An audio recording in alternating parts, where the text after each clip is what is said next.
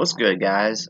So yesterday I was watching this "What's in My Bag" video with Steve Malkmus on it, who's like the king of cool. You know, Steve Malkmus. He's been in Pavement. Steve Malkmus in the Jicks, Silver Jews. He's just like one of the coolest, best songwriters of that alternative rock scene. He's one of my favorite musicians ever. His lyrics tend to not really make sense. I mean, they kind of make sense, but they're more of a it's more of one of those like free word poems, free word poem, where like you just are listening to something and it kind of just rolls off the ear and it sounds good, but it doesn't necessarily make that much sense, or it's really not all that significant. But I mean, the guy is a genius. I mean, he's in my favorite band of all time, Pavement, and pretty much wrote all the songs for them. Of course, Spiral Stairs has written some songs for them. They're kind of a team, but Steve Malkmus, I think it's fair to say that he was the brains behind that band, and he's just a genius. But anyways, in that video I was watching. With Steve Malkmus of the Amoeba Records, What's in My Bag, those that series of videos. Um, he talked about this record company called Mr. Bongo. That was a record that he picked up. It just looked cool to him, and he wanted to check it out. But he said that name doesn't really inspire confidence in him, or something like that, and it kind of reminds him of Mr. Bungle. He said, which could be a good band, but that name scares me. And I think that's a lot of people's reaction to that band. Like, everybody's heard of Mr. Bungle. Everybody like has seen like the the album covers with like the you know color pencil drawn clowns that kind of remind everybody of Sublime.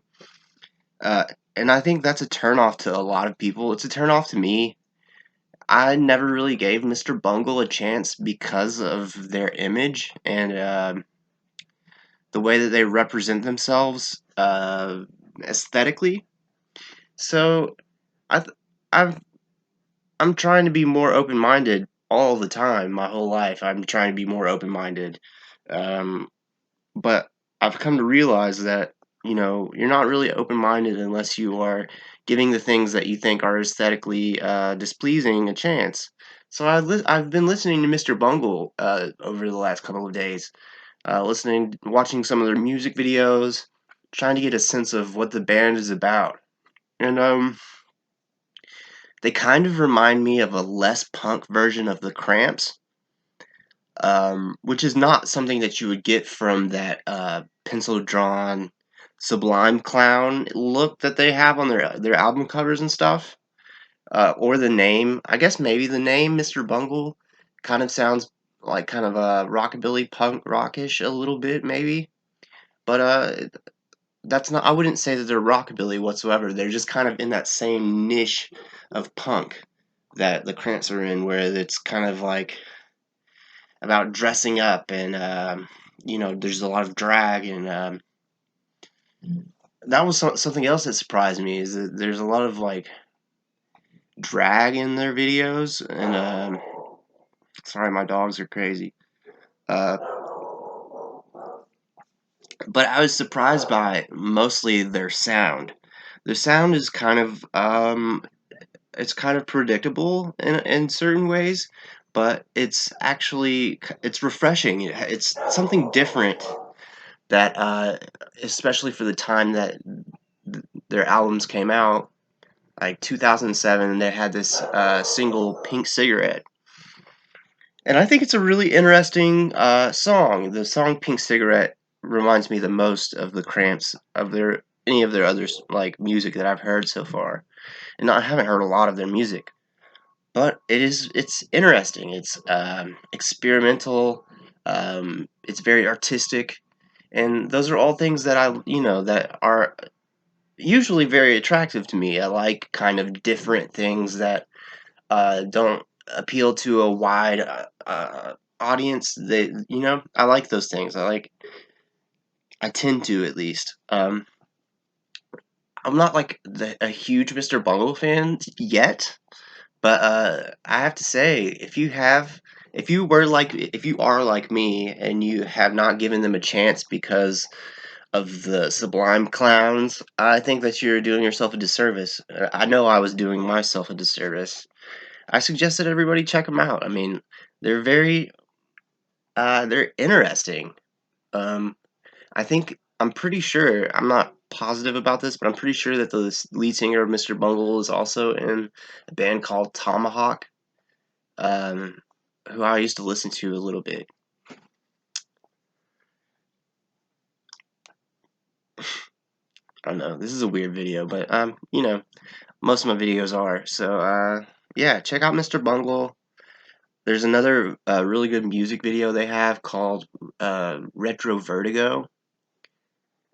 It's just very weird, and it's totally up my alley. It's something that I don't particularly love the song. I don't think I would like anything that I've heard by them without the without the music videos. The music videos are a very big part of Mr. Bungle, to me at least. It's not something I could listen to while I was driving, or it's not really something you can dance to. It's more of it's a, it kind of relies on that visual aspect to give it its validity, at least in my opinion.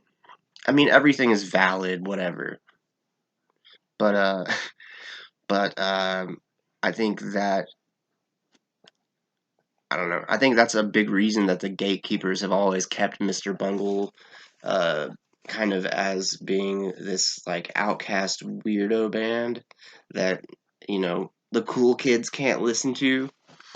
And I hate that mentality, and I am not going to promote that whatsoever. I think everyone should give everything a chance, and because there are tons of things that I like that a lot of people don't like, or that are considered to be uncool.